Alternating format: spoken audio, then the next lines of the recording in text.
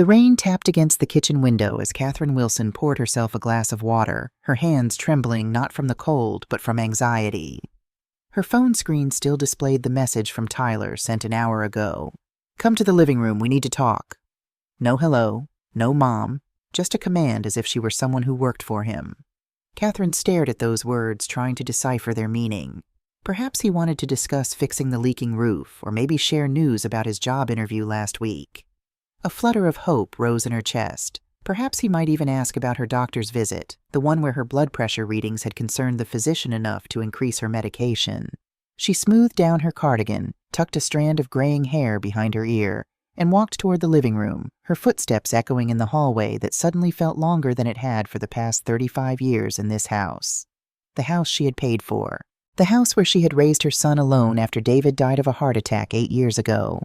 The air in the living room felt thick and wrong. Tyler sprawled on the couch legs, spread wide as if claiming ownership of every inch of space. His girlfriend Vanessa sat beside him, scrolling through her phone with pink-tipped nails that matched her expensive purse, the one Catherine had glimpsed the price tag on last month when Vanessa left it on the kitchen counter. 2 weeks' worth of Catherine's grocery budget.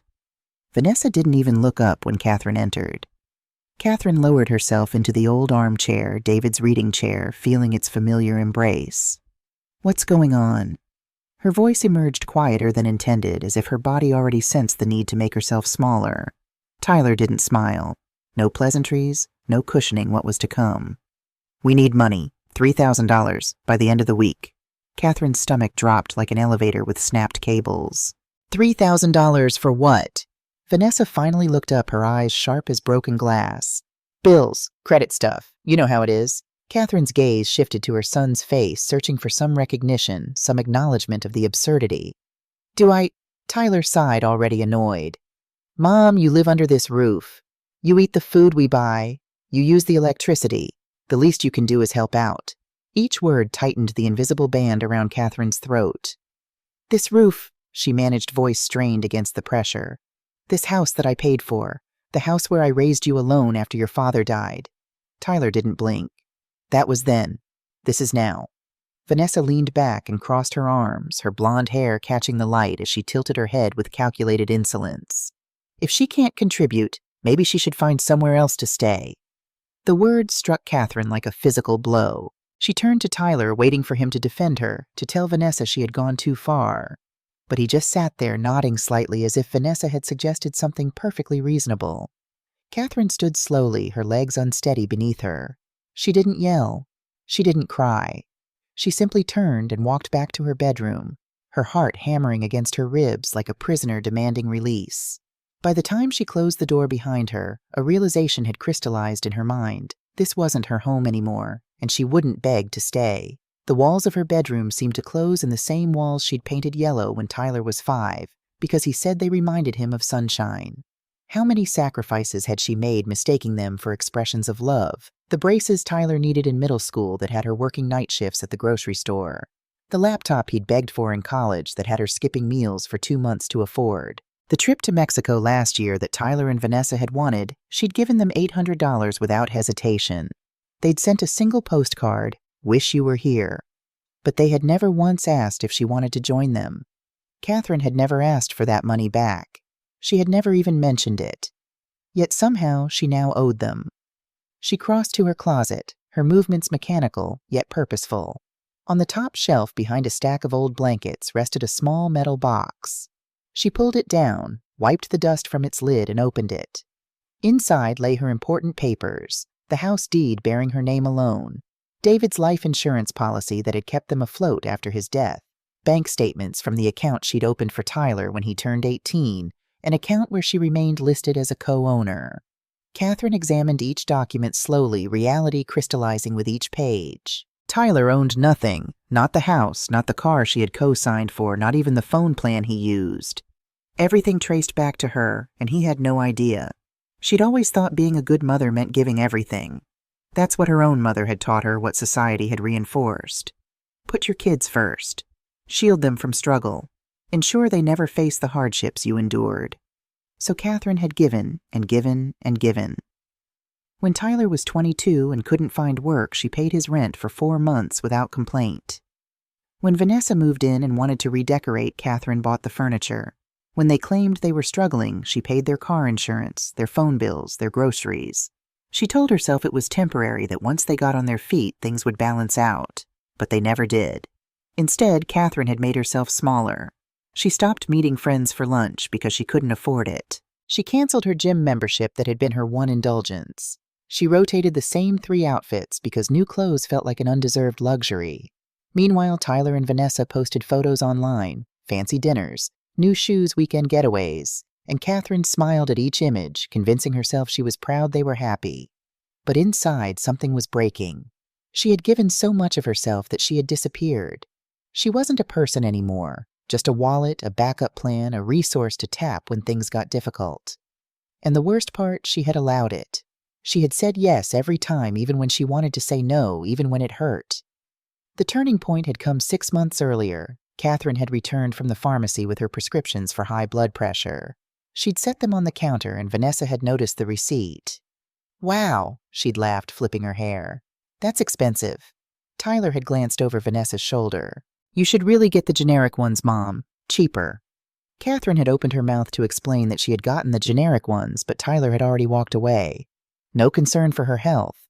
No questions about how she felt. Just judgment. A few weeks later, Catherine had mentioned possibly visiting her sister in Florida for a few days. Tyler had frowned. "What about helping with the bills here?" She had canceled the trip. She always canceled. That night, lying in bed, Catherine had realized a devastating truth. They didn't see her as a mother anymore. She was merely a resource, something to use when convenient and discard when depleted. And if she didn't change something, she would disappear completely. Sleep eluded her that night. By 3 a.m, Catherine lay wide awake, watching the ceiling fan turn in slow, hypnotic circles. The house stood silent, except for the refrigerator's low hum downstairs. The new refrigerator she had purchased last year when the old one broke, though Tyler had told everyone he bought it. Catherine slipped from bed, wrapped herself in her robe, and padded into the hallway. Tyler and Vanessa's door remained closed, but a line of light glowed beneath it. They were still awake, probably watching something on the television she had bought them last Christmas. She descended the stairs, each step bringing a new resolve. In the kitchen, her laptop waited on the table. Catherine opened it, the screen's glow illuminating her face in the darkness. First, she accessed the joint bank account, the one Tyler used for everything from gas to restaurant meals. She logged in and examined the recent activity transfers, purchases, withdrawals, money flowing out, never in. She scrolled through months of transactions, watching her deposits disappear into charges she didn't recognize. $200 at a nail salon, $350 at a sports bar, $600 labeled emergency rent, though Catherine knew they hadn't paid rent in over a year because they lived in her house. She took a deep breath and clicked the button labeled Close Account. A warning appeared. "Are you sure?" Catherine clicked yes. For the first time in years, she felt absolutely certain. Next, she opened the car insurance portal. Tyler's vehicle was listed under her policy, which she paid for monthly, even though he told everyone the car was his. She removed it with 3 decisive clicks. Then came the phone account with 3 lines hers, Tyler's, Vanessa's. Catherine downgraded Tyler's plan to the most basic option and eliminated Vanessa's entirely. With each digital severing power surged through her veins, not the toxic power of revenge, but the clean, clarifying power of reclaiming control. She pulled up the property tax record, staring at her name listed as the sole owner. The house belonged to her alone. The house she'd maintained, the house whose mortgage she'd paid off 5 years earlier through careful saving and extra payments. The house Tyler and Vanessa now claimed as their domain. The clock on the microwave showed 4:37 a.m. by the time Catherine finished. She closed her laptop, made a cup of herbal tea, and sat in the darkness, feeling lighter than she had in years. By sunrise, she had formulated a plan not just for the confrontation that would inevitably come, but for the rest of her life. Morning arrived with gray light filtering through the kitchen windows. Catherine prepared breakfast as she had done every day, eggs, toast, coffee, when Tyler stormed into the kitchen, his face flushed with anger. Vanessa followed close behind her, expression thunderous. "What did you do to our account?" Tyler thrust his phone forward, displaying an error message. "My card was declined at dinner last night." Catherine placed a mug of coffee on the counter with steady hands. "It's not our account, Tyler. It's my account, and I've closed it.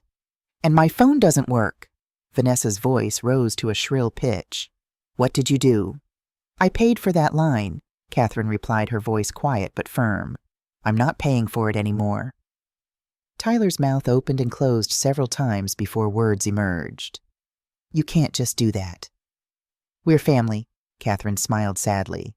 Family doesn't demand $3,000 or threaten eviction. That's what you did last night, remember? We weren't threatening, Tyler began. Catherine raised her hand, silencing him with a gesture that surprised them both. I've made some decisions. I'm moving out by the end of the month. Moving out? Tyler's anger momentarily gave way to confusion. What are you talking about? This is your house. Yes, it is. Catherine sipped her coffee, savoring both its warmth and the moment of clarity. Which means I can decide who lives in it and under what terms. If you and Vanessa want to stay after I leave, rent will be $1,500 a month plus utilities. Non-negotiable. Vanessa's face contorted. That's ridiculous. We're not paying you rent. Then you'll need to find somewhere else to live. Catherine's voice remained level, betraying none of the trembling she felt inside. I've consulted with my attorney. You have 30 days' notice as required by law. Your attorney? Tyler laughed, but his eyes held uncertainty. Since when do you have an attorney? Since I realized I needed to protect myself, even from you. The statement hung in the air, heavy with implication. Tyler's expression shifted from disbelief to calculation. Mom, come on. You know we're just going through a rough patch. We didn't mean anything last night. Catherine recognized the strategy. She had seen it countless times before. The apology without actually apologizing, the minimizing of her feelings, the subtle manipulation to restore the status quo that benefited them. I've made my decision, Tyler. She placed a notice on the refrigerator door, secured with a sunflower magnet, David's favorite flower. Everything is outlined here. I'll be staying with Margaret until I find my own place. Margaret, Tyler's brow furrowed. Your college roommate? You haven't talked to her in years. We've reconnected recently. The half-truth slipped out easily. Catherine had tracked down her old friend just yesterday, desperate for somewhere to stay, and had been surprised by Margaret's immediate enthusiastic offer of her guest room. She's looking forward to seeing me. Vanessa's eyes narrowed. She's putting ideas in your head, isn't she? Turning you against us? No one is turning me against you, Catherine replied. You've managed that all on your own. The days that followed brought escalation. Tyler alternated between anger bargaining and forced affection, bringing Catherine coffee one morning, offering to take her to lunch the next. Vanessa remained coldly hostile, making pointed comments about ungrateful parents and elder care facilities, just loudly enough for Catherine to hear. They believed it was a bluff, a temporary rebellion to be weathered until Catherine returned to her role as silent provider. But Catherine spent her evenings researching apartments, consulting with a financial advisor about her retirement funds, and speaking with Margaret about her plans. Margaret provided more than a temporary refuge. She offered perspective. The same thing happened with my daughter Amanda 5 years ago, she revealed during their first lunch together at a quiet cafe away from Catherine's neighborhood. She and her husband treated my home like a hotel and my bank account like an ATM. I finally had to cut them off completely. How did you do it? Catherine asked, stirring her tea to avoid meeting Margaret's eyes. How did you bear it? Margaret reached across the table to clasp Catherine's hand. One day at a time, and with help. She explained about a support group called Phoenix Rising, women in their 60s and beyond who had experienced similar situations with adult children. We meet every Thursday. You should join us. Catherine attended her first meeting the following week, sitting quietly in the back of the community center room, listening to stories that mirrored her own with eerie precision.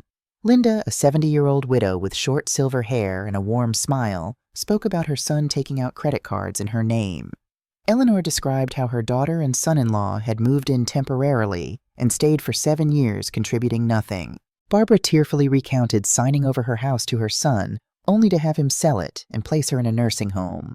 By the meeting's end, Catherine found herself sharing her own story, the words pouring out like water through a broken dam. No one interrupted. No one judged.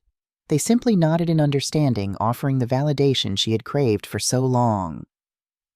The hardest part, Linda said afterward as they shared coffee, is the guilt. We're programmed to believe that giving everything to our children equals love. It doesn't. Sometimes the most loving thing we can do is step back and let them face the consequences of their choices. Catherine left the meeting with something precious, A sense that she wasn't alone, wasn't crazy, wasn't a bad mother for wanting her life back.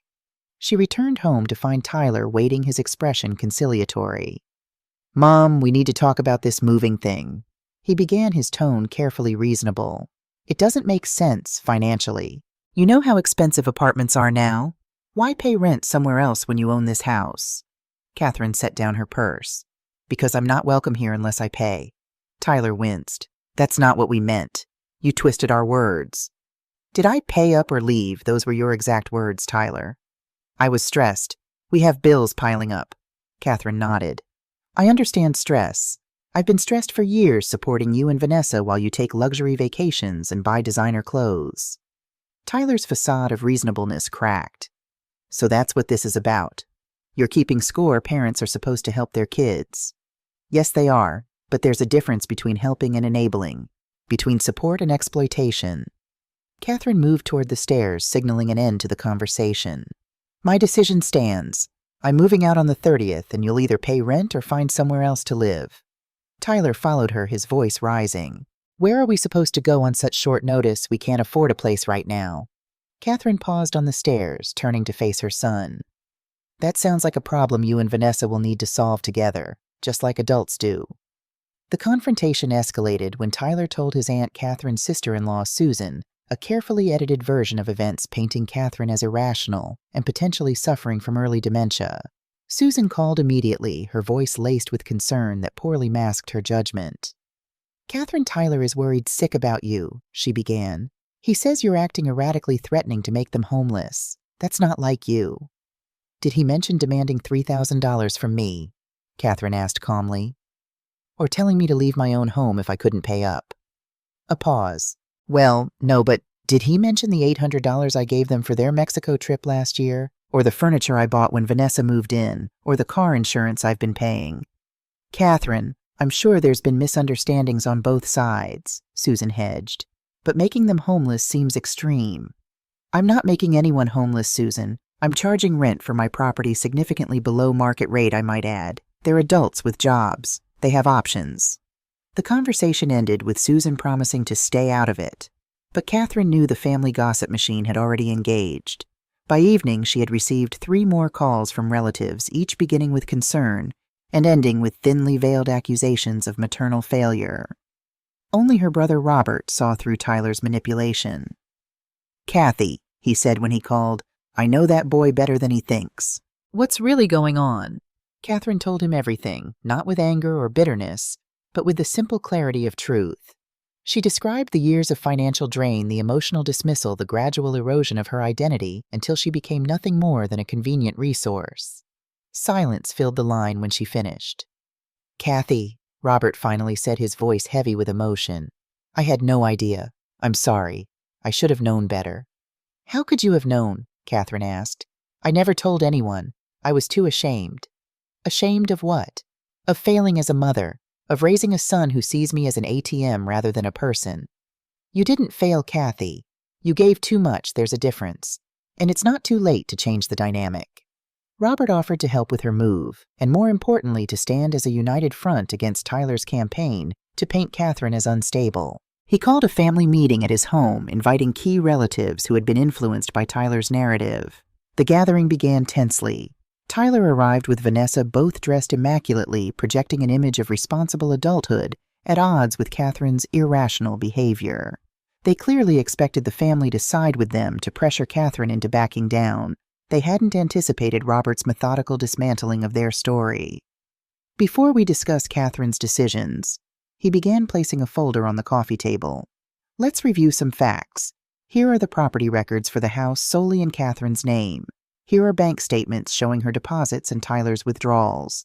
Here are receipts for furniture, car insurance, phone bills, and various other expenses Catherine has covered over the past 3 years. Tyler shifted uncomfortably as Robert continued. Catherine worked 2 jobs to pay for Tyler's braces when he was 13. She skipped meals to buy him a laptop for college. And this is how he repays that sacrifice. Vanessa attempted to interject, "You don't understand the whole situation." "Be quiet." Robert's tone cut through her protestations. "You have no standing in this discussion." By the meeting's end, the family's perspective had shifted. Even Susan, initially swayed by Tyler's version, approached Catherine with an apologetic hug. "I should have asked for your side first," she admitted. "I'm sorry, Catherine." Tyler and Vanessa left the gathering early, their alliance with the extended family effectively severed. But rather than capitulate, they intensified their campaign at home, creating an atmosphere so toxic that Catherine began staying later at work, taking longer routes home, anything to avoid the silent treatment, slammed doors, and whispered conversations that stopped when she entered a room. While Tyler and Vanessa plotted their next move, Catherine worked with a real estate agent who specialized in senior housing. She found a small but bright apartment in a well-maintained building 20 minutes from her current home, close enough for convenience, but far enough for emotional distance. The rent fit within her budget, especially now that she had reclaimed control of her finances and eliminated the constant drain of supporting 2 additional adults. "It has a lovely little balcony," the agent pointed out during the viewing. "Perfect for morning coffee or perhaps a few potted plants." Catherine imagined sunflowers growing there, David's favorites, the flowers that always turned toward the light. "I'll take it," she said, feeling a certainty she hadn't experienced in years. She signed the lease that afternoon and paid the security deposit, implementing another piece of her carefully constructed exit plan. The 30th approached with increasing tension in the house. Tyler had shifted strategies, now behaving as if Catherine's departure was temporary, a brief fit of independence that would run its course. "You'll be back?" he remarked casually over dinner one evening, the first meal he'd joined her for in days. "Once you see how expensive it is to live alone, the utilities, the groceries, the maintenance, it adds up." Catherine folded her napkin precisely. "I've managed a household budget for 35 years, Tyler. I understand expenses better than you might think." "Sure, but it's different now. Everything costs more." He leaned forward with a confidence that sent a chill through her. "Besides, you'll miss us. The house will feel empty. You'll get lonely." The statement revealed more than Tyler intended, his fundamental misunderstanding of Catherine's emotional state. He couldn't grasp that loneliness had been her constant companion for years, even while living under the same roof as her son. The emptiness he threatened already existed, created by their indifference and exploitation. On the morning of the 30th, Catherine woke before dawn. She had already moved most essential items to Margaret's house in small, unnoticed batches over the previous week. All that remained were her clothes, a few personal mementos, and David's reading chair, the one piece of furniture she couldn't bear to leave behind. Robert arrived at 7 with his truck and Margaret's sedan. They worked quickly and quietly, loading Catherine's remaining possessions, while Tyler and Vanessa still slept. By 8:30, the vehicles were packed, and Catherine stood in her kitchen one last time, surveying the space where she had prepared thousands of meals, celebrated birthdays, nursed illnesses, and created a home. On the counter, she placed a thick envelope containing legal documents confirming her ownership of the house, the terms of the rental agreement should Tyler and Vanessa choose to stay, and a letter she had written and rewritten a dozen times.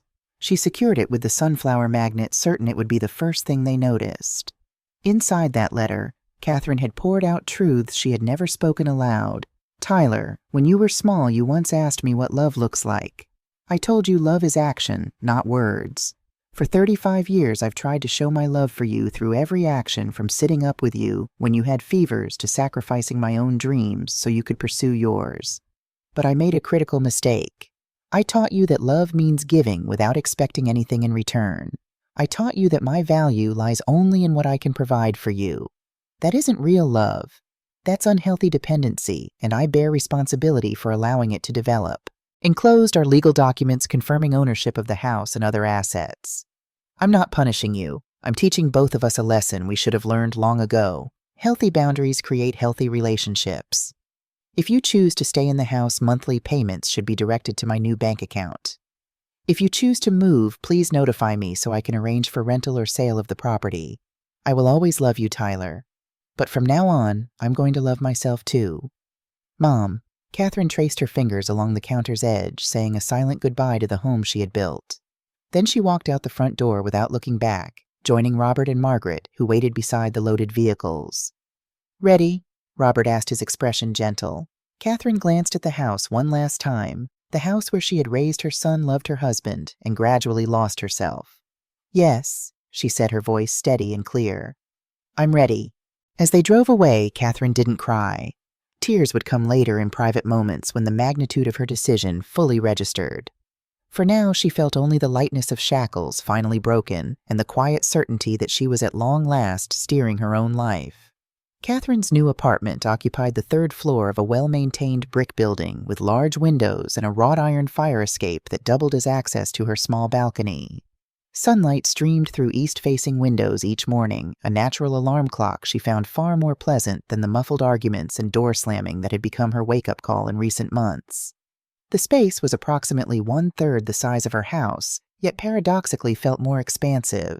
Without Tyler's sports equipment cluttering the hallway, or Vanessa's decorative pillows occupying every seating surface, Catherine moved freely, claiming each square foot as truly her own. She placed David's reading chair beside the largest window, arranged her modest book collection on shelves Robert had mounted, and positioned a small writing desk against the wall, a thrift store find she'd refinished herself during her first week of independence. Margaret had insisted Catherine stay with her for 2 weeks, while settling into her new life. "You need a buffer," she'd explained, between the old chapter and the new one. Those 14 days had proven invaluable evenings spent discussing their college adventures mornings, sharing coffee on Margaret's sun porch afternoons, exploring the neighborhood that would become Catherine's new home. The transition cushioned what might otherwise have been a traumatic break. "Have you heard from Tyler?" Margaret asked on Catherine's last evening in the guest room as they shared a bottle of wine and a plate of cheese. Catherine shook her head, a complex emotion flickering across her face. "Nothing. Not a call, not a text. Robert drove by yesterday and said the house looks occupied, but Tyler's car wasn't there." "They're punishing you with silence," Margaret observed. "They think it will make you cave." Catherine sipped her wine thoughtfully. "It would have worked a month ago. Now it feels like breathing room." The truth was, the silence hurt more than Catherine admitted even to Margaret. Not because she craved contact with the people who had exploited her, but because it confirmed her deepest fear that without her financial support, she held no value to her son. The knowledge settled in her chest like a cold stone present during quiet moments, despite her new focus on rebuilding her life. On her first morning in the apartment, Catherine awoke to sunlight playing across unfamiliar walls. For a disorienting moment, she couldn't place herself.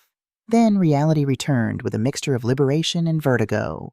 She was alone, truly alone for the first time since before Tyler was born. No one would drain her bank account, criticize her choices, or demand her resources. No one would acknowledge her presence, seek her advice, or share her meals either. Catherine created a new morning ritual: coffee on the balcony, watching the neighborhood awaken, followed by gentle stretching exercises the Phoenix Rising group had recommended. She developed a habit of walking to a nearby cafe for breakfast twice weekly, gradually becoming a regular the staff greeted by name. She joined the local library, attended a pottery class at the community center, and found pleasure in small freedoms, cooking meals that only she enjoyed, watching documentaries without interruption, leaving dishes in the sink overnight if she chose. Robert visited often, bringing practical housewarming gifts, a toolkit, potted herbs for her balcony, a new coffee maker. During his third visit, he finally broached the subject of Tyler. "He's been calling me," Robert revealed, helping Catherine hang curtains in the bedroom. 3 times this week." Catherine's hands faltered slightly as she handed him another curtain hook. "What does he want?" "Money initially. He claimed his car needed repairs. When I declined, he switched to questions about you, where you're living, if you're seeing a therapist, whether this episode is temporary." Episode. Catherine tested the word, its clinical connotations highlighting the narrative Tyler had constructed. "As if reclaiming my life is a mental breakdown. I told him you're more clear-headed than you've been in years." Robert continued, securing the hook to the rod. "And that if he wanted information about you, he should contact you directly." "Thank you." Catherine reached for the curtain panel. "Has he contacted Susan or anyone else in the family?" "He tried, but your family meeting inoculated them against his version of events. No one's giving him money or information." Robert stepped back to assess their handiwork. "He and Vanessa are still in the house, by the way. No rent payment yet." The revelation didn't surprise Catherine. "The 1st of the month is tomorrow. We'll see what happens." What happened was exactly what Catherine had anticipated. The 1st came and went with no payment to her newly established bank account. On the 2nd, she contacted the attorney who had helped draft her rental agreement and initiated formal eviction proceedings, a process she had researched extensively, but still found emotionally wrenching to set in motion. The attorney, Ms. Abernathy, a brisk woman in her 50s with pragmatic eyes and a no-nonsense manner, reviewed Catherine's documentation approvingly. You've done everything by the book. They have no legal standing to remain without payment. How long will the process take? Catherine's hands twisted in her lap, the only external sign of her internal conflict. 4 to 6 weeks, typically. We'll send the official notice tomorrow. They'll have 14 days to respond or vacate. After that, we file with the court. Ms. Abernathy's expression softened momentarily. This is difficult, I know, but you're protecting your financial future. If you let them stay rent-free, you're essentially funding their lifestyle at the expense of your retirement security. The stark reality of those words bolstered Catherine's resolve. Her retirement savings, while not insubstantial, had suffered from years of supporting Tyler and Vanessa. At 63, her window for financial recovery was narrowing. Every month of free housing she provided represented another dent in her long-term security. 3 days after the attorney sent the eviction notice, Catherine's phone lit up with Tyler's name for the first time since she'd left.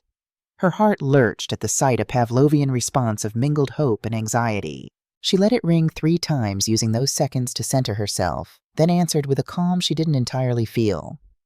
"You're evicting us!" Tyler's voice exploded through the speaker without preamble, rage barely contained. "Your own son, your family." Catherine sat straighter in David's reading chair. "I'm enforcing the terms we discussed before I moved. Rent is due on the 1st of each month. We don't have that kind of money right now, you know that. Then you need to find alternative housing." Catherine kept her tone level, refusing to match his escalating volume. The agreement was clear. "This is ridiculous. I grew up in this house. You can't just throw me out on the street. You're 34 years old, Tyler, with a full-time job. Vanessa works too. You're not being thrown anywhere. You're being asked to pay fair market rent or relocate like any adult would be expected to do." A sound between a scoff and a snarl emanated from the phone. "Is this how you get back at me for asking you to contribute to household expenses?" The audacity of his revisionist history might once have silenced Catherine, sending her retreating into conciliatory mode. Now it merely confirmed the righteousness of her decision. "You didn't ask me to contribute, Tyler. You demanded $3,000 with a threat of eviction from a house I own and have always financially maintained. The irony of your current outrage isn't lost on me." Tyler switched tactics, his voice dropping to the cajoling tone that had worked so effectively in the past. "Mom, come on, we can figure this out. Maybe we could pay a smaller amount until we get back on our feet, like $500 a month. The rental agreement states $1,500 plus utilities reflecting current market rates for a house of that size. It's actually below market value." Catherine paused, then added, "I've subsidized your lifestyle for years. That period has ended." "Fine." Tyler's voice hardened again. "We'll move, but don't expect to hear from us again.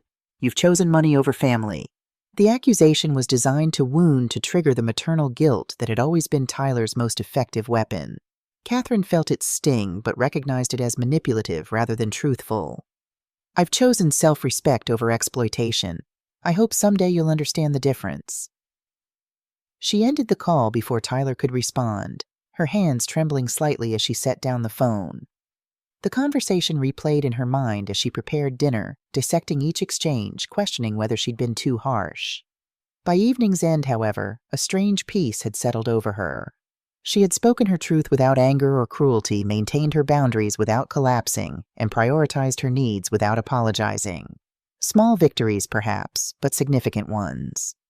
The Phoenix Rising group provided crucial support during the weeks that followed. Each Thursday evening, Catherine joined the circle of women who understood her situation with first-hand clarity.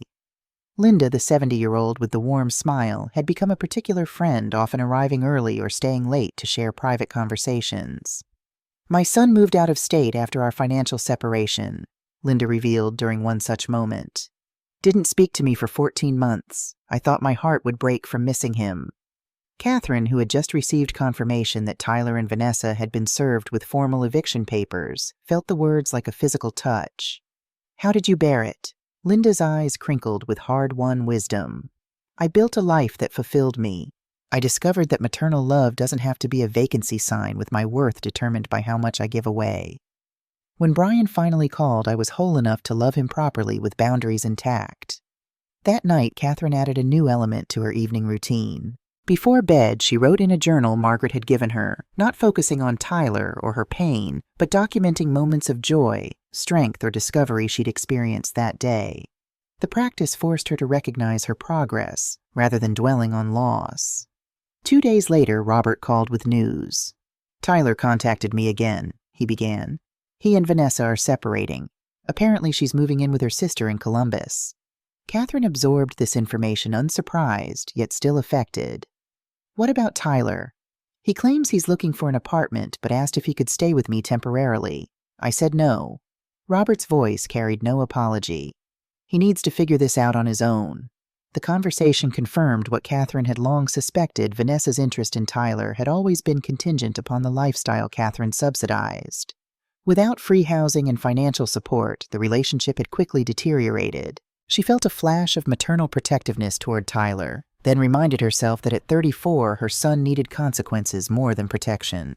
That weekend, Catherine invited Margaret and Linda to dinner at her apartment, the first social gathering she'd hosted in her new space. She prepared a simple meal of roasted chicken vegetables from the farmer's market and a lemon tart purchased from the bakery down the street. The evening flowed with easy conversation and genuine laughter, the apartment filling with a warmth Catherine had forgotten could exist in her life. As her guests prepared to leave, Linda paused in the doorway. "Do you know what I see when I look at you now, Catherine? A woman who's remembered she exists." The observation lingered in Catherine's mind long after her friends departed. She stood on her small balcony watching city lights flicker against the darkening sky and recognized the truth in Linda's words. For years, she had existed primarily as an extension of Tyler's needs and wants. Her own identity gradually eroded until she became nearly invisible. Now each day brought small acts of reclamation, choosing a book for pleasure, taking a different walking route on impulse, expressing an opinion without first calculating its reception. The formal eviction hearing was scheduled for early June, 6 weeks after Catherine had moved out. Though her attorney assured her she needn't attend, Catherine felt a responsibility to face the process directly. The morning of the hearing, she dressed carefully in a navy blue dress and low heels, applied minimal makeup, and twisted her silver-streaked hair into a neat chignon. The woman who gazed back from the mirror looked composed, dignified, and unassailable, exactly the image she wished to project. Robert insisted on accompanying her, meeting Catherine outside the courthouse with a supportive smile and a paper cup of her favorite tea. They found Ms. Abernathy waiting in the lobby, briefcase in hand and confidence in her stance. "Tyler called my office yesterday," Ms. Abernathy informed them. "He requested a postponement, which I declined. He then indicated he would vacate the property by the end of the week, making today's hearing potentially unnecessary." Catherine's eyebrows rose. "Do you believe him?" "I believe in verification. If he submits written confirmation of his intent to vacate with a specific date, we can potentially convert this to a status hearing rather than a full eviction proceeding." They proceeded to the designated courtroom, Catherine's heart beating steadily beneath her carefully chosen outfit. The room's formal atmosphere, polished wooden benches, the elevated judge's bench, the subtle smell of furniture polish and paper lent gravity to what was essentially the final severing of her old life. When Tyler entered, Catherine almost didn't recognize him. Gone was the confident swagger, replaced by slumped shoulders and averted eyes. His clothing appeared rumpled, his hair unkempt. He moved to the defendant's table alone, Vanessa conspicuously absent, and spoke briefly with a harried-looking public defender who had clearly just received the case. The proceedings began with formal introductions, the judge reviewing the documentation before addressing Tyler directly. "Mr. Wilson, I understand you've indicated an intent to vacate the property voluntarily. Is that correct?" Tyler's gaze flicked briefly toward Catherine before returning to the judge. "Yes, Your Honor. By Sunday." "And you understand that failure to vacate by that date will result in law enforcement assistance with removal?" "I understand." Tyler's voice sounded hollow, stripped of its usual assurance. The judge nodded, making notations in the file. "Very well. This court will convert today's hearing to a status conference. The plaintiff retains all rights to enforce eviction should the property not be vacated as promised. We'll schedule a follow-up for verification purposes next Monday." The formality of the exchange struck Catherine as surreal legal language, codifying what should have been a straightforward family matter. Had they truly reached a point where courts and attorneys were necessary to establish basic fairness between mother and son? As they exited the courtroom, Tyler intercepted their path, addressing Catherine directly for the first time. "Happy now?" His whispered question carried a venom intended to pierce her composure. Catherine met his gaze steadily. This was never about happiness, Tyler. It was about necessity. Right. He glanced at Robert, then back to Catherine. I'll be out by Sunday. You can send someone to check. I know you don't trust me. I'll come myself, Catherine replied, to provide keys to the new tenants who will be moving in next week. Tyler's expression flickered with surprise. You already found renters. I have a property management company handling it. They've had several qualified applicants. This was partially true. She had contracted with a management company, though they were still screening potential renters. So you're really going through with this, turning our home into a rental property. It's not our home, Tyler. It hasn't been for a long time. It's an asset I need to utilize for my financial security. Catherine softened her tone slightly. I hope you find a suitable place. Tyler's laugh held no humor. Oh, I have. A one-bedroom apartment above a laundromat. Living the dream. Before Catherine could respond, he turned and walked away, shoulders rigid with resentment. She watched him go, a complex emotion expanding in her chest. Not quite sadness, not exactly regret, but a recognition of necessary pain. Growth rarely came without discomfort, a lesson she was learning alongside her son, albeit from different perspectives. You did well, Robert murmured as they exited the courthouse. Maintained your boundaries without cruelty. Catherine nodded, blinking against unexpected tears. I still feel like I've failed him somehow. You haven't. You've stopped failing yourself. There's a difference. Robert squeezed her hand. He's an adult facing adult consequences for the first time. It's uncomfortable, but necessary.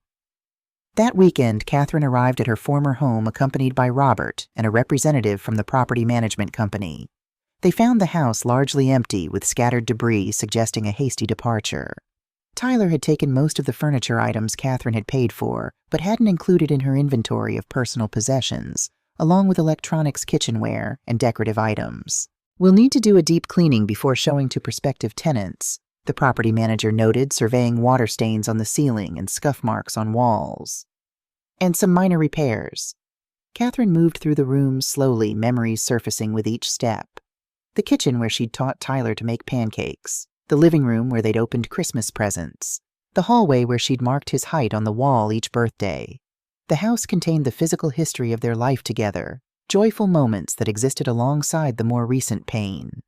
In Tyler's old bedroom, now stripped of furnishings, Catherine noticed something on the otherwise bare closet shelf, a small cardboard box labeled Mom Stuff in Tyler's handwriting. She opened it cautiously to find a collection of items she'd assumed lost or discarded, the Mother's Day cards Tyler had made in elementary school, photographs from family vacations, the beaded bracelet he'd created at summer camp when he was 9. The box represented a complexity Catherine had almost forgotten, that relationships rarely existed at extremes of all good or all bad.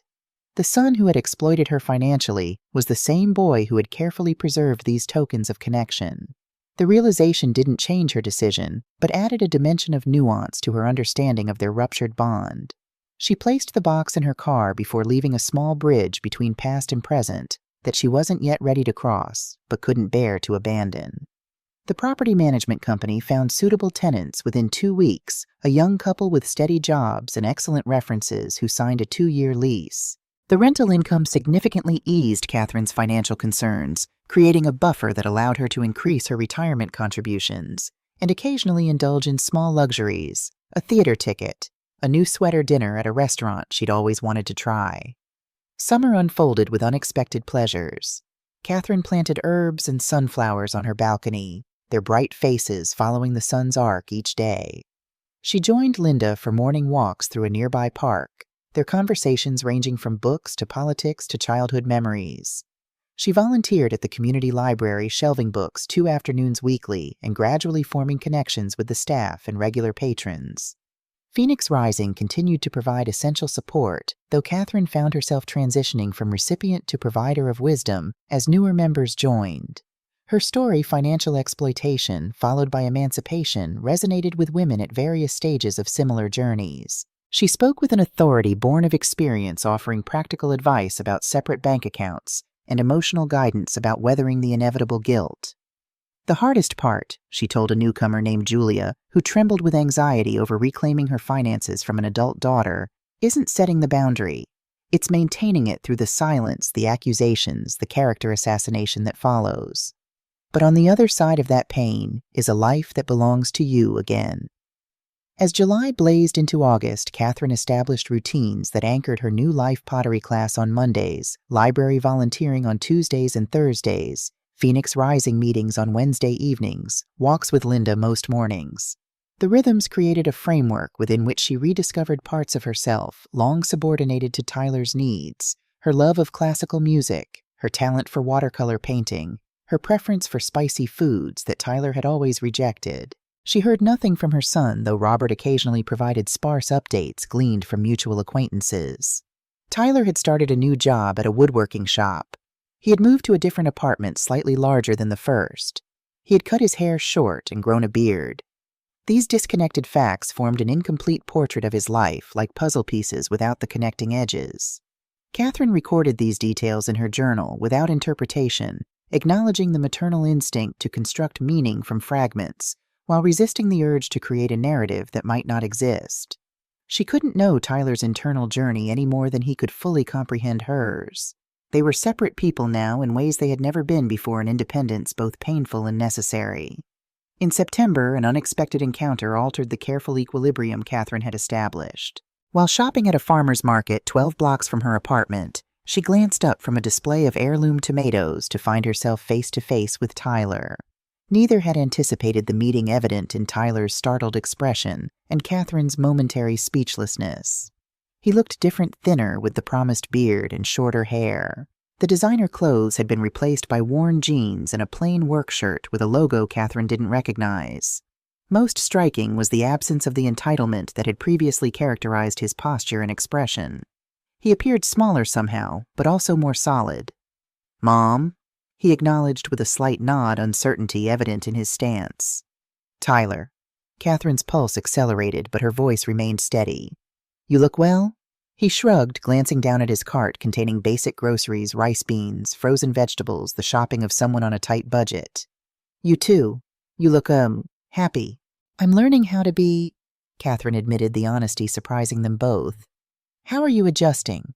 Tyler shifted his weight, clearly uncomfortable with the direct question. "It's different. Vanessa and I broke up. She didn't like the lifestyle change."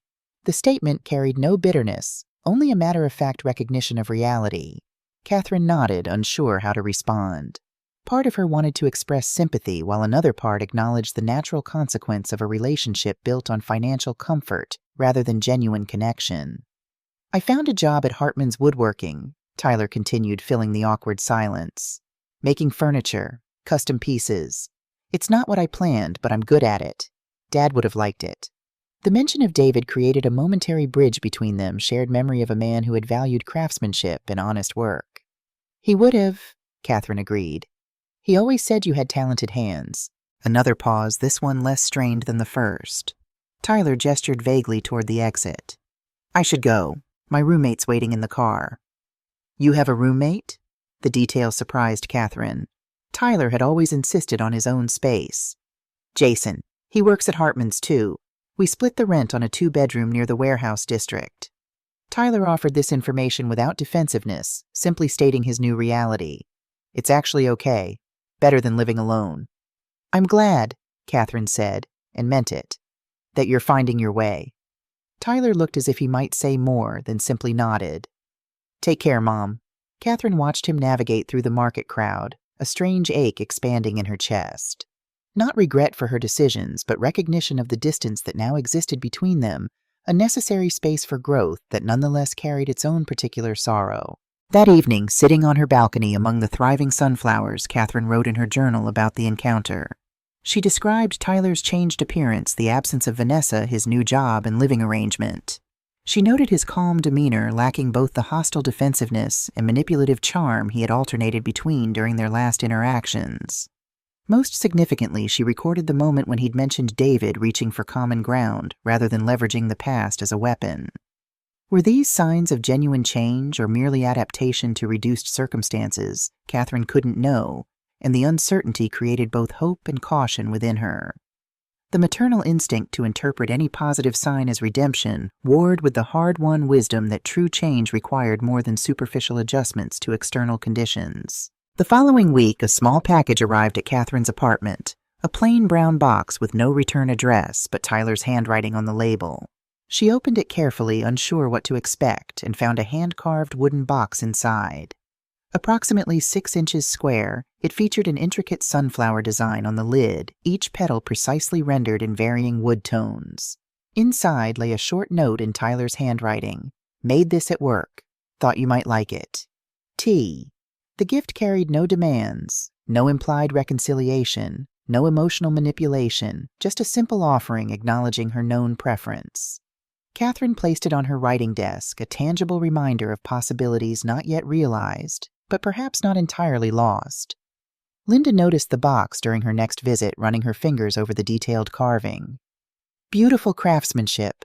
Your son made this. Catherine nodded. After we ran into each other at the farmer's market. It was unexpected.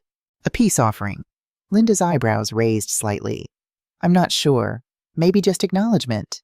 Linda smiled gently. Either way, it's a start. Not of going backward, but possibly moving forward on new terms. The wisdom in those words resonated with Catherine. There could be no return to their previous dynamic. She would never again allow herself to be reduced to a financial resource or emotional doormat. But perhaps with time and demonstrated change, a different relationship might emerge, one built on mutual respect rather than exploitation and enablement. October arrived with crisp air and leaves turning gold and crimson in the park where Catherine walked each morning. She had been in her apartment for nearly 6 months, a milestone that inspired reflection on how dramatically her life had transformed. From financial bondage to independence, from invisibility to presence, from silent resentment to expressed boundaries, each change represented a victory over the inertia that had kept her trapped for years. The rental income from her house had stabilized her finances, allowing her to work reduced hours at the accounting firm and devote more time to volunteering and creative pursuits. She had expanded her social circle beyond Margaret and Linda to include fellow volunteers from the library, members of her pottery class, and neighbors in her building. Weekend invitations arrived regularly, dinners, art exhibitions, community events filling her calendar with pleasant obligations that reflected genuine interest in her company rather than expectations of service or financial support. Most significantly, Catherine had reclaimed her identity as a complete person rather than merely an extension of her role as Tyler's mother. She held opinions she expressed without apology, made choices based on personal preference rather than others' convenience, and recognized her inherent value beyond what she could provide to others. The transformation wasn't always comfortable. Assertiveness still felt unnatural at times, and solitude occasionally edged into loneliness, but the discomfort carried purpose like muscle soreness after beneficial exercise. The Phoenix Rising group had begun referring potential members to Catherine for preliminary conversations before they joined the formal meetings. Her calm guidance and practical approach provided newcomers with both emotional support and concrete strategies for reclaiming their lives from adult children who had become financial parasites. She developed a knack for helping women distinguish between genuine assistance and harmful enabling, often using her own experience as illustration. The question isn't whether you love your child, she explained to a tearful woman whose son had maxed out multiple credit cards in her name. The question is whether your current dynamic allows either of you to become your best selves. Love without boundaries isn't love, it's surrender. In crafting this guidance for others, Catherine crystallized her own understanding. The boundaries she had established with Tyler weren't punishment, but opportunity space for both of them to develop healthier patterns, and potentially eventually a relationship based on mutual respect rather than dependency. This perspective sustained her through the continued silence from Tyler. After the wooden box, no further communication arrived, no calls, no messages, no additional chance encounters at local establishments. Catherine maintained her resolve not to initiate contact, believing deeply that any meaningful reconciliation must begin with Tyler's recognition of past patterns and commitment to different behavior. As November's chill descended and Thanksgiving approached, Catherine received an invitation from Margaret to join her family's celebration. Nothing formal, Margaret assured her. Just good food and better company. My daughter asked specifically if you'd come. She enjoyed meeting you at my birthday dinner last month. Catherine accepted gratefully, recognizing that holidays often triggered the sharpest pangs of familial separation. Having plans, especially with a household full of warmth and genuine welcome, would provide ballast against inevitable moments of sadness. She offered to bring her signature cranberry orange relish and a pumpkin cheesecake from the bakery near her apartment. On Thanksgiving morning, Catherine woke early and performed her usual routine coffee on the balcony, despite the November chill. Gentle stretching exercises, a few moments of quiet reflection. The sunflowers had long since finished their season, but she had replaced them with winter pansies whose purple and yellow faces brightened the concrete space. As she sipped her coffee, she allowed herself to remember past Thanksgivings, Tyler as a child helping mash potatoes, David carving the turkey with exaggerated ceremony, family gathered around the table in the house that now belonged to strangers. The memories carried sweetness rather than anguish. Evidence of emotional healing Catherine hadn't fully recognized until that moment. She could acknowledge the past without being consumed by it. Appreciate what had been good while accepting what was now gone. The realization itself felt like something to be thankful for, a hard-won wisdom that would serve her going forward. Margaret's home buzzed with activity when Catherine arrived that afternoon, bearing her culinary contributions and a bottle of wine. Children raced through the living room while adults clustered in conversational groups, the atmosphere infused with the scent of roasting turkey and the sound of genuine laughter. Catherine found herself welcomed into the rhythm of the gathering, invited into discussions, introduced to family members, included in inside jokes that were patiently explained. During dinner, Margaret's daughter Sarah turned to Catherine with curious eyes. "Do you have children?" The question once would have triggered immediate pain. Now Catherine paused, considering her response carefully.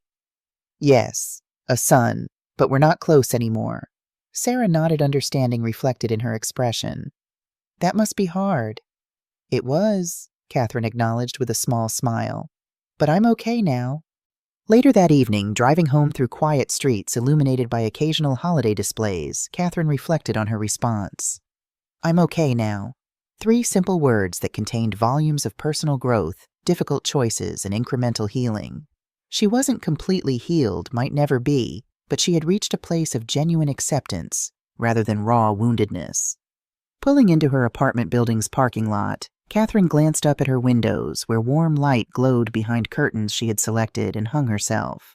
Not the grand house where she had raised her family, but a space entirely her own, filled with objects chosen for personal meaning rather than others' preferences. A home created through intention rather than inheritance or obligation. "Family isn't just about blood," she murmured to herself as she collected her purse and leftover containers from the passenger seat. "It's about who shows up, who sees you, who stays." And sometimes she realized with quiet certainty the family you choose proves stronger than the one you were born into or the one you created. She had found her people, her tribe, her chosen family among women who understood her journey because they had walked similar paths. Their connections lacked biological ties but carried something equally powerful: shared experience, mutual respect, and the wisdom of having survived similar storms. Catherine entered her apartment, breathing in the familiar scent of home. She was no longer alone in the world, and more importantly, she was no longer a stranger to herself. Spring arrived gradually, melting the last patches of snow and filling the air with the scent of wet earth and new growth. Catherine devoted her mornings to preparing her balcony garden, planting tomatoes, cucumbers, and of course another row of sunflowers along the railing. The ritual connected her to David, who had loved these bright flowers for their determined habit of always turning toward the light. David would have handled all this differently, Catherine mused to Linda during their morning walk through the park where crocuses pushed through recently thawed soil. He was firmer with Tyler, more willing to let him experience consequences. Linda navigated around a puddle in the pathway. "You think he would have been disappointed in how things turned out?" Catherine considered this as they passed a playground where children bundled in spring jackets scaled climbing structures. "In Tyler, yes, but I think he would have been proud of me for finally setting boundaries. It took his absence for me to realize how much I relied on him to be the family disciplinarian." These reflections on David had increased in recent months, no longer tinged with the sharp grief of early widowhood, but carrying the mellowed perspective of time. She found herself remembering his practical wisdom, his uncompromising stance on personal responsibility, his gentle insistence that Tyler earn privileges rather than receive them automatically. Had she maintained those standards after David's death, perhaps their current estrangement might have been avoided. The property management company reported that the tenants in Catherine's house had renewed their lease for another year, ensuring stable income that allowed her to reduce her accounting work to 3 days weekly. She devoted her newfound free time to expanded volunteering efforts, adding a children's reading program at the library to her schedule, and occasionally assisting with paperwork at the community center where Phoenix Rising held their meetings. The group itself had evolved, with Catherine now serving as an unofficial co-leader alongside the founder, Eleanor. Newcomers sought Catherine's guidance, specifically drawn by her practical approach to financial disentanglement and emotional boundary setting. She developed a reputation for compassionate directness, offering both understanding and actionable steps to women navigating similar circumstances. "The hardest part isn't making the decision," she told a recent addition to the group, a woman whose adult twins had been living rent-free in her basement for 6 years. "It's withstanding the backlash that follows the accusations, the character assassination, the attempts to make you question your own judgment. But that storm passes, and on the other side is a life that's truly yours again." Catherine's own storm had largely subsided. The acute pain of separation from Tyler had gradually transformed into a duller ache, present but manageable, like an old injury that flared occasionally, but no longer dominated her daily awareness. She still maintained her practice of noting any information about him in her journal fragments collected from Robert or mutual acquaintances, but the entries had grown sparse as their social circles diverged. One afternoon in early April, Catherine knelt in the community garden plot she had rented for the growing season, preparing the soil for planting. The physical work felt satisfying, turning earth, pulling early weeds, planning where each seed would go. So absorbed was she in the task that she didn't immediately notice someone approaching until a shadow fell across her workspace. Mrs. Wilson. The young man, shifting nervously from foot to foot, appeared to be in his late 20s, with dark hair and the calloused hands of someone accustomed to manual labor. Catherine straightened, brushing soil from her gardening gloves. "Yes, I'm Catherine Wilson. I'm Jason. I work with Tyler at the wood shop." He cleared his throat, discomfort evident in his posture. "He's been talking about you." Her stomach tightened at the unexpected mention of her son. "I see." Jason glanced around as if seeking escape routes before continuing. "He's been having a rough time. Lost his apartment a couple weeks ago. He's been sleeping on my couch." He hesitated before adding, "I think he realizes what he did. To you, I mean." Catherine stood slowly, removing her gloves with deliberate movements that masked her inner turmoil. "That's his journey," she replied quietly. "Not mine." Jason studied her for a long moment, then nodded as if confirming something to himself. "I get that." He reached into his jacket pocket and withdrew a folded piece of paper. "He asked me to give you this." Without waiting for a response, he returned to a pickup truck parked at the curb and drove away. Catherine stared at the folded paper, its edges slightly crumpled, her name written on the outside in Tyler's distinctive handwriting. She didn't open it immediately. Instead, she finished her work in the garden, gathered her tools, and walked the 3 blocks to her apartment. She showered, changed into fresh clothes, prepared a cup of tea, and only then, seated at her kitchen table, did she unfold the message. The handwriting was Tyler's, but neater than his usual hasty scrawl, suggesting care and effort in its composition. The note read, "Mom, I don't expect you to forgive me. I don't even know if I deserve it. But I need you to know that I see it now. I see how much you gave, how little I appreciated it, how badly I treated you. I'm trying to do better. I don't know if that matters to you, but I'm trying." Catherine read the brief message 3 times before setting it down.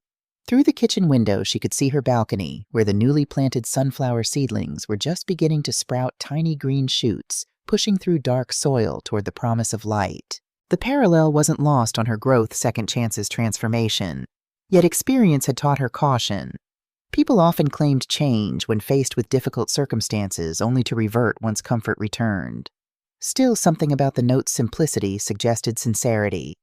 No excuses, no elaborate justifications, no requests for money or assistance, just an acknowledgement of wrongdoing and a statement of effort. Catherine tucked the note into her journal without composing a response.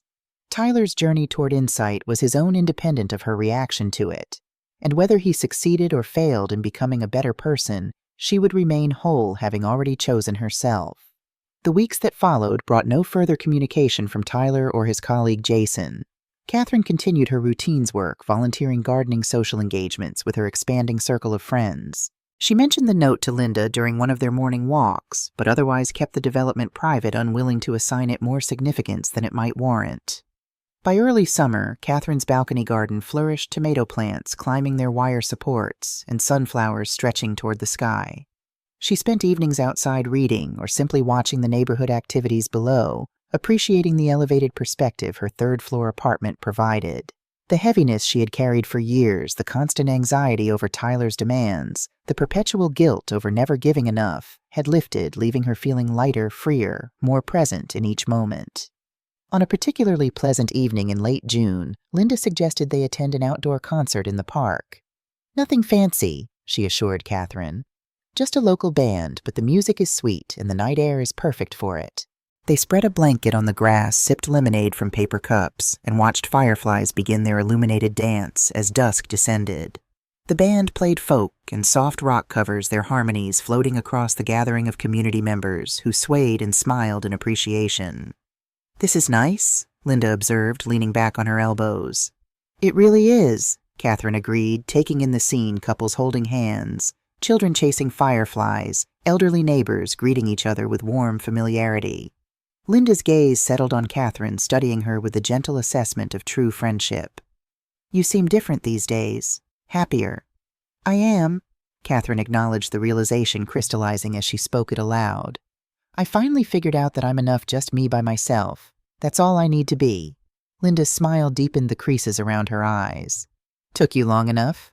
Catherine laughed, the sound merging with the music. "Better late than never." As twilight deepened into night and stars appeared overhead, Catherine experienced a sensation she hadn't felt in years, not the illusory contentment of having everything figured out, but the authentic peace of knowing she could handle whatever came next. The feeling sustained her through the walk home, lingering as she prepared for bed and following her into dreams unburdened by anxiety. In September, Catherine made a decision she had postponed for years.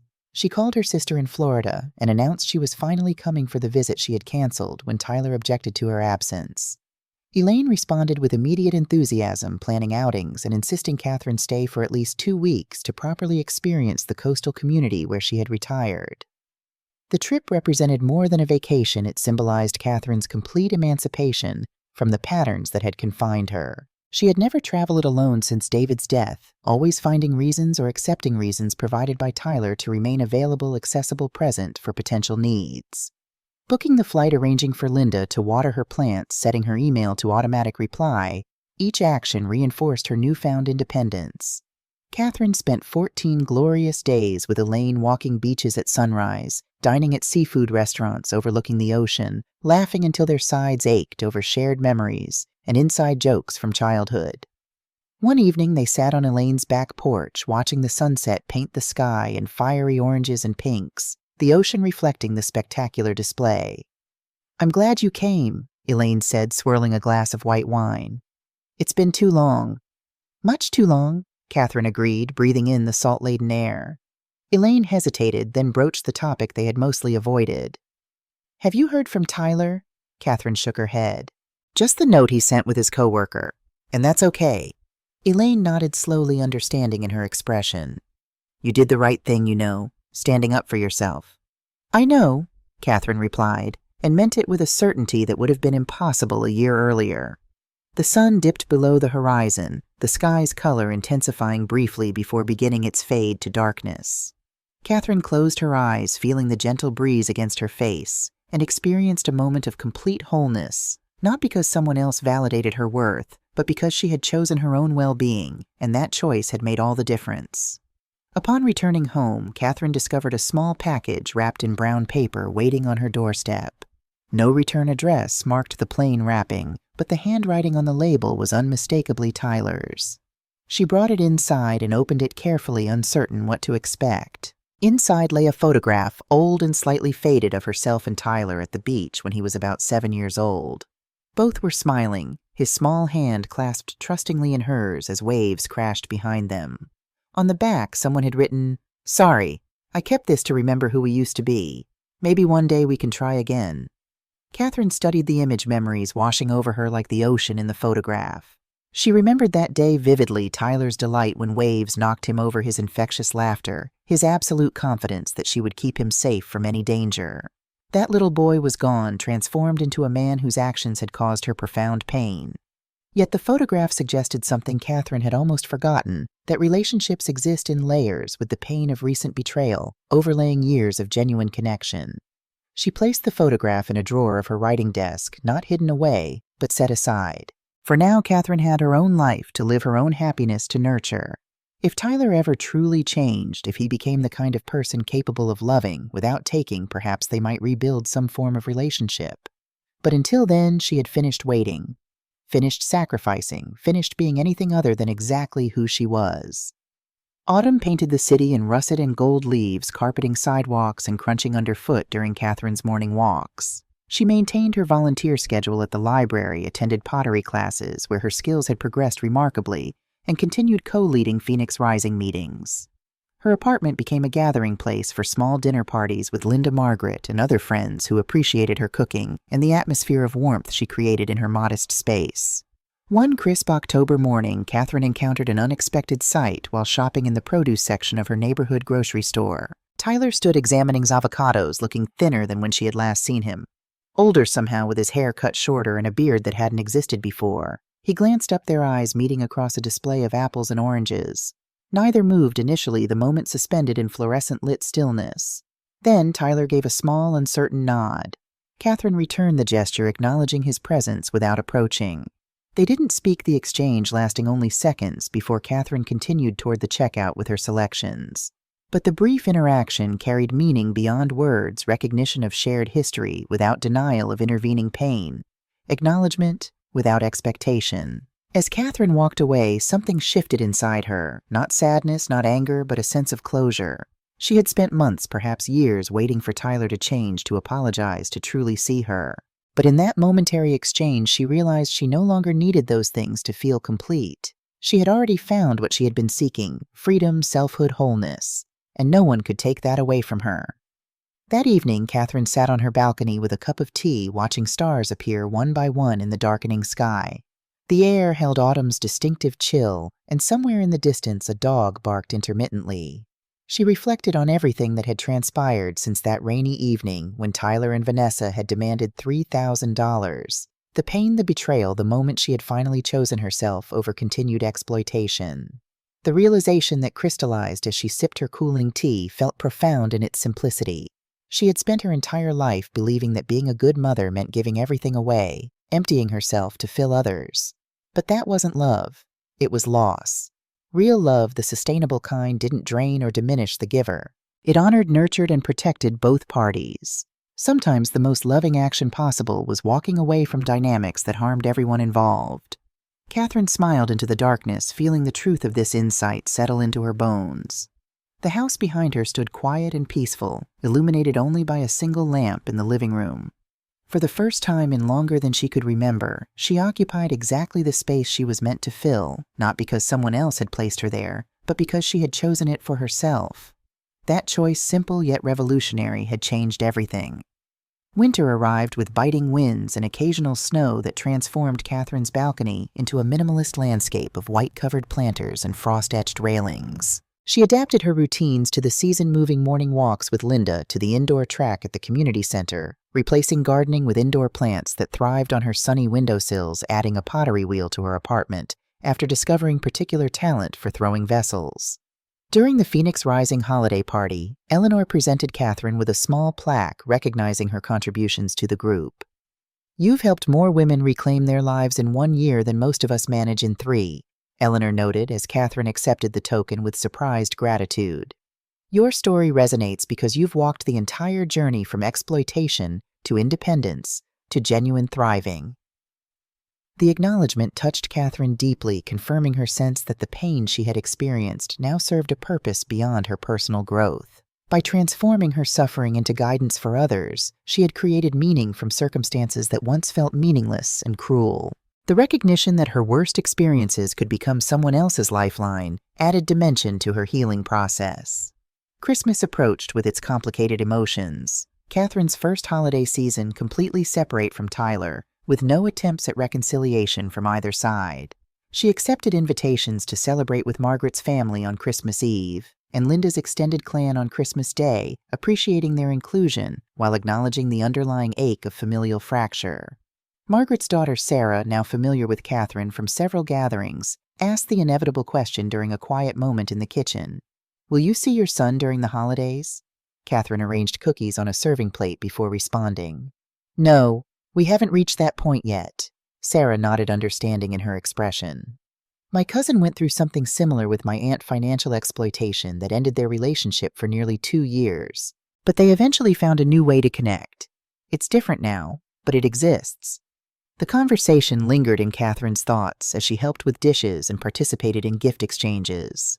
The possibility of different but existing represented a middle path she hadn't fully considered, neither complete estrangement nor return to harmful patterns, but something new built on changed expectations and firm boundaries. On Christmas morning, Catherine awoke to snow falling outside her windows, transforming the city into a Currier and Ives scene of white-topped buildings and muffled sounds. She prepared coffee and sat by the window watching flakes swirl in complex patterns before joining their fellows on rooftops and streets. The quiet beauty offered a moment of reflection before her afternoon gathering with Linda's family. As she dressed for the day, Catherine's phone chimed with an incoming message. She glanced at the screen, her heart accelerating when she saw Tyler's name, the first direct contact he had initiated since their courthouse encounter months earlier. The message read simply, "Merry Christmas, Mom. I hope you're well." No manipulative subtext, no request for money or reconciliation, just a straightforward acknowledgement of the day and expressed good wishes. Catherine stared at the words, emotions tumbling through her relief that he had reached out, caution born of past manipulation, hope tempered by experience. After careful consideration, she responded with equal simplicity, "Merry Christmas, Tyler. I hope the same for you." The exchange wasn't reconciliation, or even the beginning of one, but it represented something significant: communication without agenda, acknowledgement without expectation. A small step, perhaps, but in a hopeful direction. January brought bitter cold and the clarity that often accompanies a new year. Catherine reviewed her journal entries from the previous 12 months, tracing her journey from desperate unhappiness to genuine contentment. The transformation appeared nearly miraculous when viewed in aggregate, a testament to the power of boundaries, community support, and unwavering self-respect. During a particularly frigid weekend, Catherine invited Linda over for homemade soup and board games, an indoor alternative to their weather-disrupted walking routine. As they arranged the game pieces, Linda mentioned information that caught Catherine by surprise. "I saw Tyler yesterday," Linda revealed, placing game tokens on the board. "At the hardware store near my daughter's apartment. He was buying supplies, lumber, sandpaper, that sort of thing."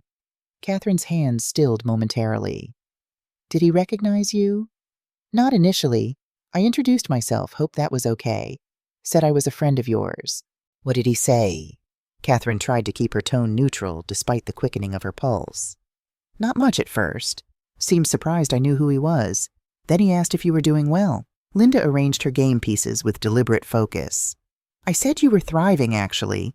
He nodded like that made sense to him. The exchange brief and second-hand as it was suggested, Tyler had continued his woodworking, possibly developing it beyond employment into personal projects. More significantly, he had inquired about her welfare through a third party, a gesture that required no response from Catherine, but indicated some level of continued concern. February marked 1 year since Catherine had moved into her apartment, an anniversary she celebrated by hosting a small gathering of friends. The occasion highlighted how thoroughly her social landscape had transformed. Where once her interactions had centered almost exclusively on Tyler and his needs, she now maintained a diverse network of relationships based on mutual interest and genuine connection rather than obligation or dependency. "Who would have thought," Margaret remarked as they shared cake and champagne, "that leaving what felt like your only family would actually expand your family exponentially?" The observation captured Catherine's experience perfectly.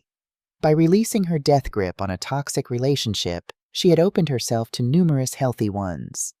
The expanded connections didn't replace what she had lost, but created something different, and in many ways more nourishing to her spirit. As winter grudgingly yielded to early spring, Catherine received another unexpected message from Tyler, this one more substantial than his Christmas greeting. "I'm having a piece in a small woodworking exhibition at Hartman's next Saturday," the text read. "Just letting you know. No pressure either way." Catherine pondered the invitation's implications while pruning her indoor plants. Unlike previous communications, this one contained an implicit invitation information about a public event where their paths might cross, coupled with explicit removal of obligation. The combination suggested growth on Tyler's part, pride in his accomplishment, desire to share it with her, but respect for her autonomy regarding participation. After consulting with Linda and Margaret, whose insights had proven valuable throughout her journey, Catherine decided to attend. She would go near the exhibition's end, limiting potential awkwardness, while still acknowledging Tyler's achievement. The decision felt balanced, neither capitulating to old patterns nor maintaining rigid separation when flexibility might serve healing.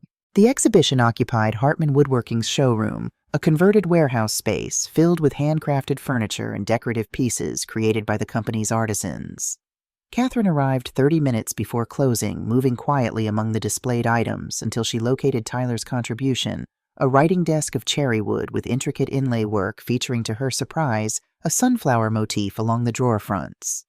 A small placard identified the piece as Sunflower Desk by Tyler Wilson, noting it had already sold to a private collector. Catherine studied the craftsmanship with genuine admiration, recognizing both technical skill and artistic sensibility in its creation.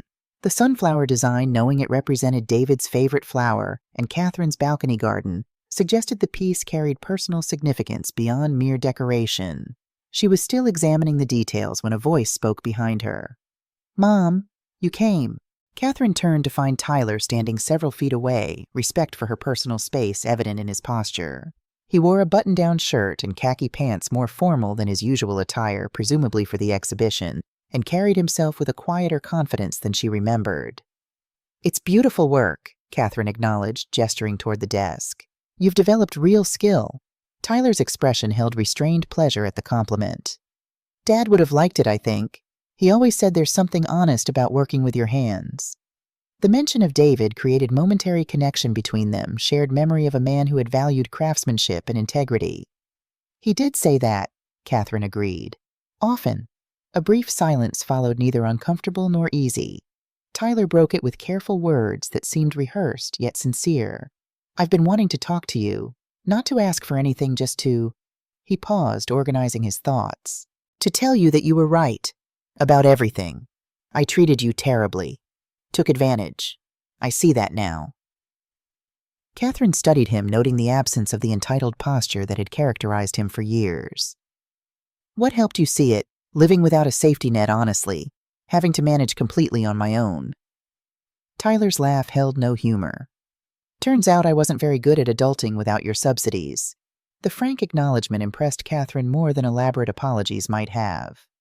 "Most of us learn through consequences," she observed.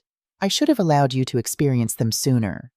"That wasn't your fault," Tyler insisted, surprising her with his quickness to assign responsibility where it belonged. "I manipulated you, exploited your love, made you feel guilty for having boundaries." An announcement that the exhibition would close in 15 minutes interrupted their conversation. Tyler glanced toward the showroom entrance, then back to Catherine. "Would you maybe want to get coffee sometime, just to talk, no agenda? I promise." The request contained no pressure, no manipulation, no guilt-inducing language, simply an invitation she could freely accept or decline. Catherine considered it carefully before responding. "I think that would be okay. Not today, but soon." Tyler's relief showed in his relaxed shoulders. "Whenever you're comfortable. You can text me when you decide." Catherine departed shortly after driving home through streets where spring's earliest flowers had begun appearing in protected corners. The encounter left her thoughtful rather than emotional, encouraged by Tyler's apparent growth, but cautious about re-establishing contact that might slide into old patterns. She would proceed carefully, maintaining the boundaries that had restored her sense of self, while leaving room for the possibility of a healthier connection. The following week, Catherine initiated their coffee meeting, suggesting a cafe equidistant between their home's neutral territory where neither would feel disadvantaged. Tyler arrived precisely on time, another departure from his previous habitual lateness, and waited for Catherine to select their table before sitting across from her. Their conversation began awkwardly, covering safe topics like the unusually warm spring weather and the cafe's extensive tea selection. Gradually, however, they ventured into more meaningful territory: Tyler's continued employment at Hartman's, his developing interest in design, Catherine's volunteer work, and renewed creative pursuits. "You seem happy," Tyler observed after Catherine described her pottery class. "Happier than before." "I am," Catherine confirmed, stirring her tea. "I found parts of myself I thought were gone forever." Tyler nodded understanding, darkening his features. because I took them from you, required all your energy and resources, left nothing for you. The direct acknowledgement startled Catherine with its accuracy and lack of excuses. Yes, she agreed simply. That's what happened. I'm sorry, Tyler said, the words unadorned by justification or plea. I can't undo it, but I want you to know I see it clearly now. Catherine accepted his apology with a small nod, neither dismissing its significance nor suggesting it erase the damage done. What about you? She asked after a moment. Are you finding your way? Tyler's expression lightened slightly. Getting there.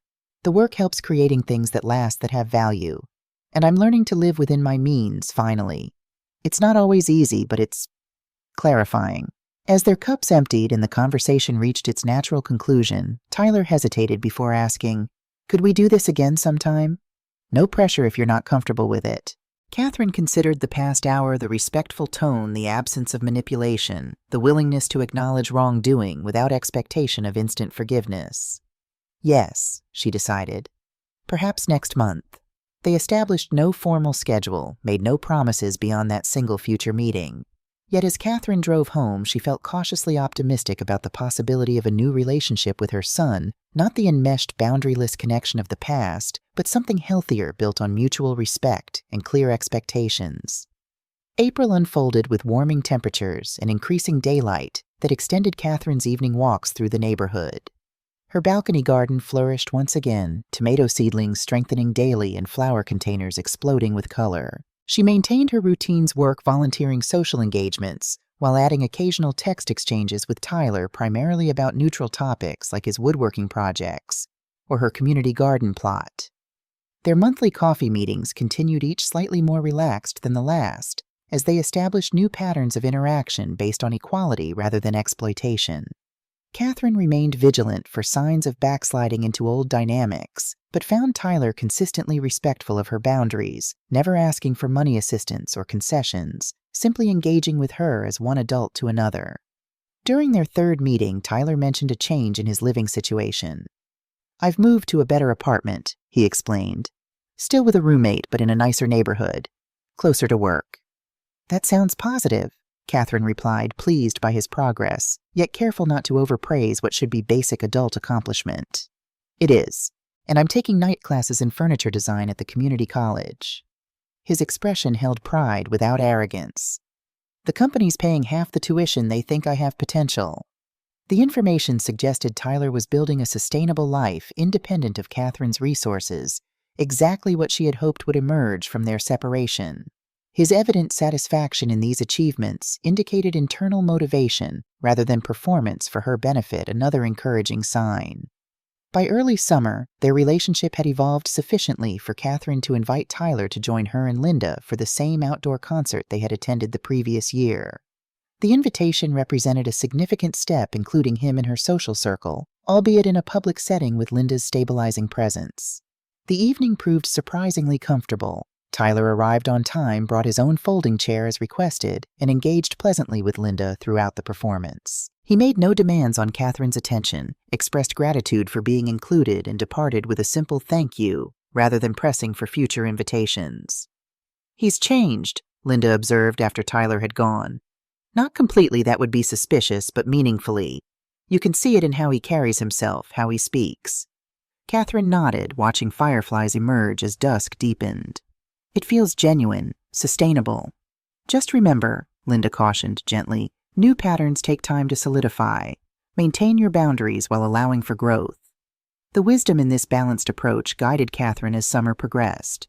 She continued her independent life, flourishing in activities and relationships developed during her year of emancipation, while gradually allowing Tyler increasing but still limited presence within carefully defined parameters. No loans, no financial entanglements, no presumption of priority over her established commitments. During a Phoenix Rising meeting in August, a newcomer asked Catherine whether estrangement from an adult child ever truly healed. Catherine considered her response carefully before answering.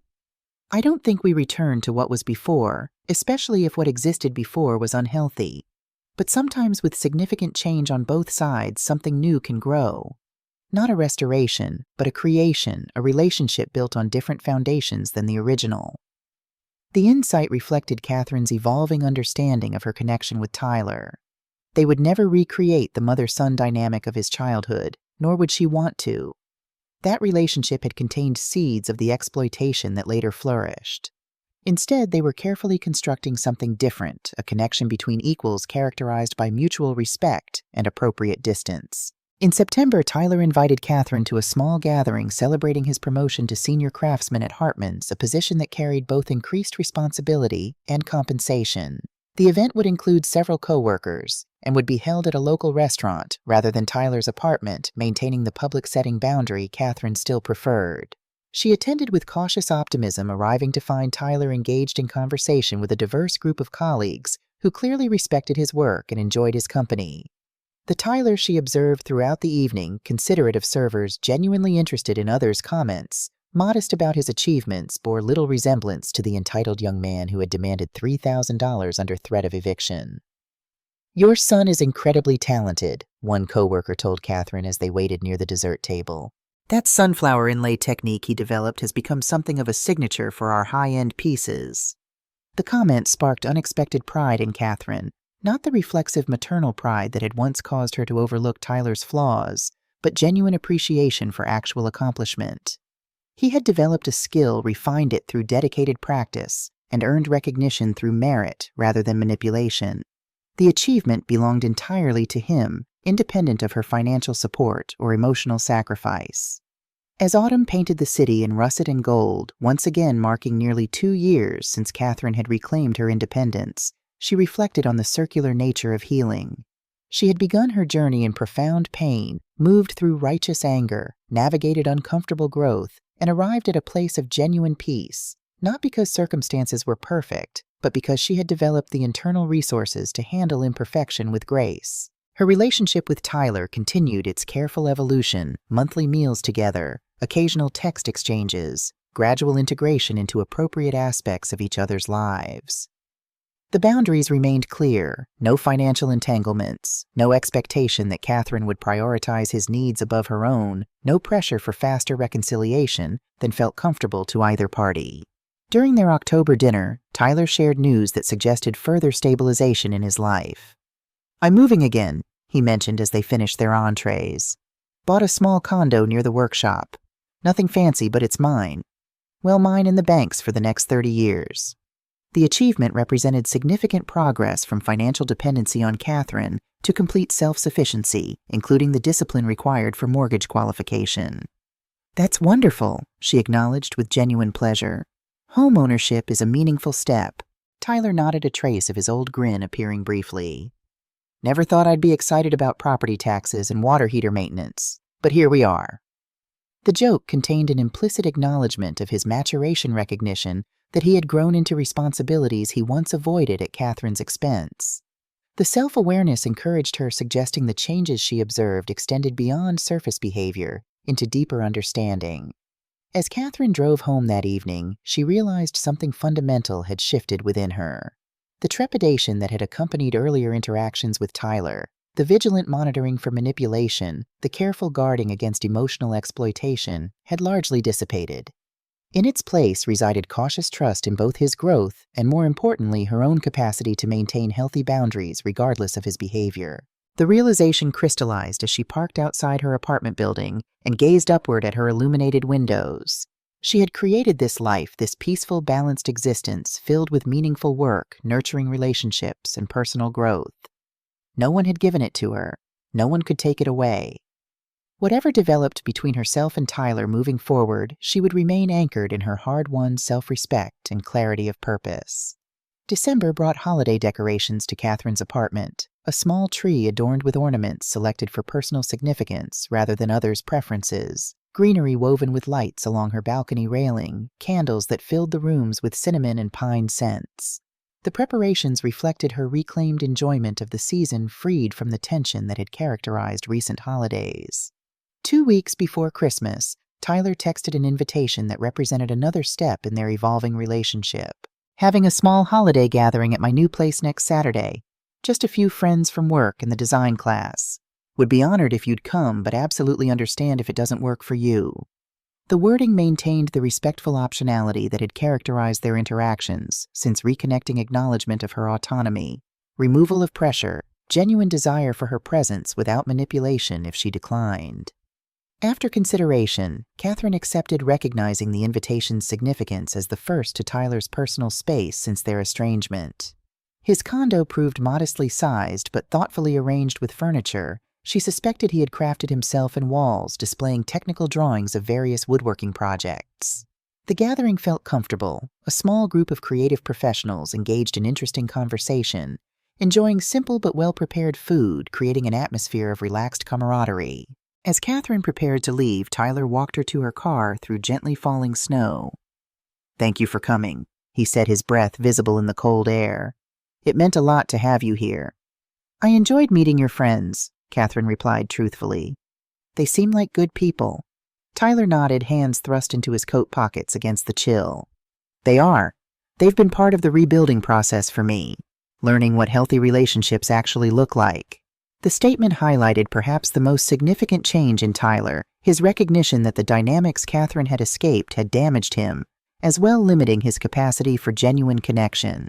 By breaking their unhealthy patterns, she had created space for both of them to develop more fulfilling relationships, built on mutual respect rather than exploitation. As Christmas approached, Catherine received invitations from both Margaret and Linda for holiday celebrations, along with a tentative inquiry from Tyler about sharing a meal the day after Christmas. She accepted all three, appreciating the abundance of connection after years of isolation, disguised as family obligation. On Christmas morning, Catherine sat in her reading chair beside the small decorated tree sipping coffee and watching snow accumulate on her balcony railing.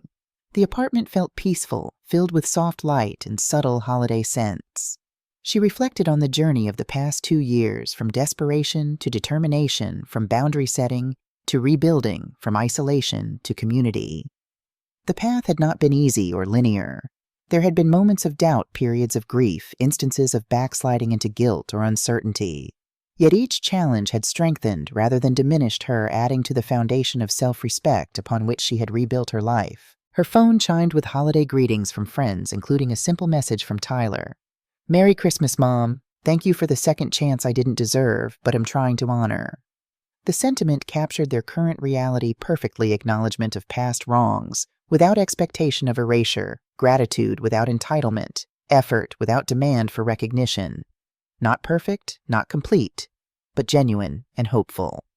Catherine composed her response carefully. "Merry Christmas, Tyler. I'm proud of the work you've done to change and grow. Looking forward to our lunch tomorrow." The exchange represented neither total reconciliation nor continued estrangement, but something more nuanced, a relationship rebuilding on healthier foundations with clear boundaries and mutual respect, replacing the exploitation and resentment that had characterized their past. Not the ending Catherine had initially imagined when she walked away 2 years earlier, but perhaps a better one, truthful, balanced, and sustainable for both parties.